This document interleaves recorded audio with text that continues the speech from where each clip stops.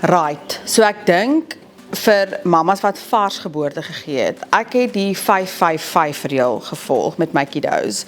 En die 5-5-5 reël is, nadat jy geboorte gegee het, 5 dae in die kooi.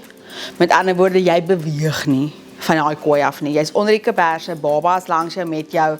Dit is voet in slaap eet, voet in slaap en eet, en dis dit. Dan die volgende 5 dae is op die kooi.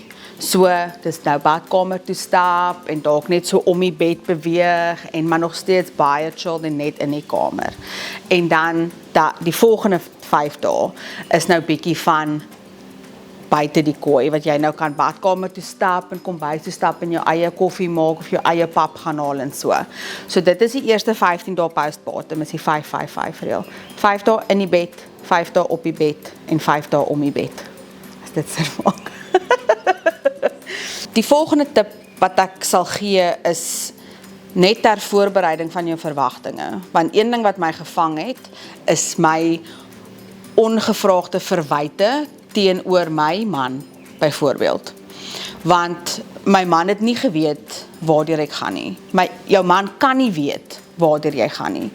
En as jy nie vooraf gesels oor daai verwyte wat kom met, ek doen alweer hierdie alleen, of ek moet alweer hierdie pyn moet ek alleen dra, of hierdie angs wat ek het oor die baba moet ek alleen dra, my man doen niks, of kyk hoe sit ek bakkerie lê en snork hy. Dit kom uit 'n warboel van jou hormone, fisies in jou lyf, wat jy moet erkenning gee daaraan. Jy kan dit nie vryspring nie, dit gebeur.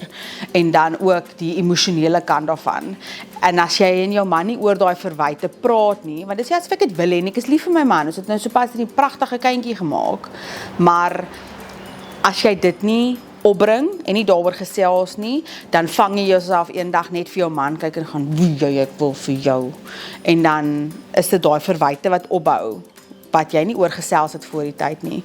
So, mense moet net bietjie gesels oor daai gevoelens wat kan opkom postpartum, dink ek, dis belangrik.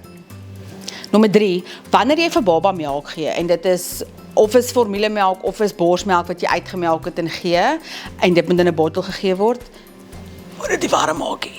Gee dit net kamertemperatuur, want sou jy dan out and about wees, en jy moet vir jou kind melk gee, en daar's nie 'n mikrogolf nie, of daar's nie 'n manier om die melk warm te maak nie, nou is jou kind nie gewoond aan kamertemperatuur melkie.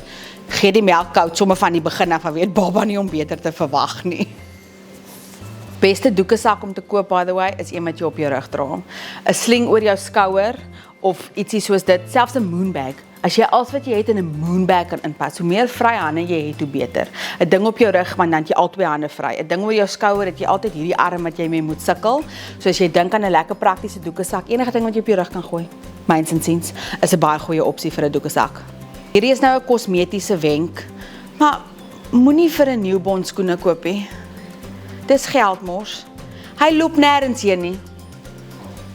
As jy regtig wil gee vir die kind sokkies, maar los sy voete oop. Jy hoef nie vir 'n kind sokkies ook aan te trek nie, by the way. Koue hande en voete is normaal. As jy 'n kind se temperatuur wil toets, dan meet jy vir hom in sy nekkie of die agterste nekkie. As dit warm is, daai kind is nie besig om koud te kry nie. So, los die skoene, hy loop nêrens heen nie.